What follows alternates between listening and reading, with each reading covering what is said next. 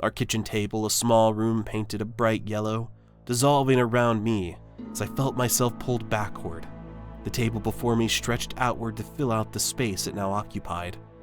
The dining hall of our castle was vast, with vaulted ceilings and draped curtains colored brightly, woven with symbols to represent the 6 nations of which we ruled, hung over our heads. Mom wept as we ate. Her tears echoed as it stormed in Loriya.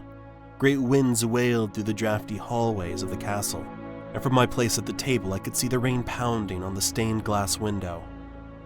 Lightning struck the birch tree in the castle's garden that Lori had been grooming recently and set it aflame. The bright lights cast a myriad of colors, dancing through the hall. We didn't catch news about the pixies until recess. Our bellies full of that afternoon's lunch, we made our way into the playground of our school. There were kids of all sorts running around. A group around my age was circled around the swing set, playing a game they called Death Valley, where the objective was to run through the swing set while avoiding being hit by those who were swinging. Across the playground by Lori and my destination was a smaller group, closer to Lori's age, playing a complicated mix between Red Rover and tag that I had never gotten the hang of. We sat down on a bench that rested below the sole tree of the schoolyard. The forest just outside of our castle were gorgeous.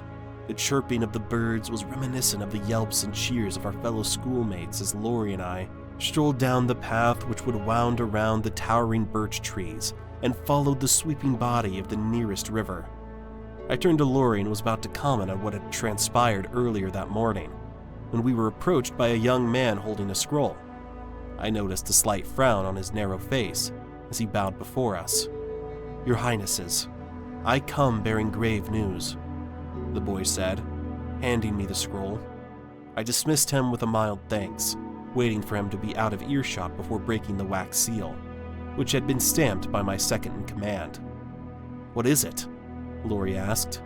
I dropped the scroll, startled by the school bell signaling us to return inside. The invading pixies would have to wait. Cursive was the enemy of the hour.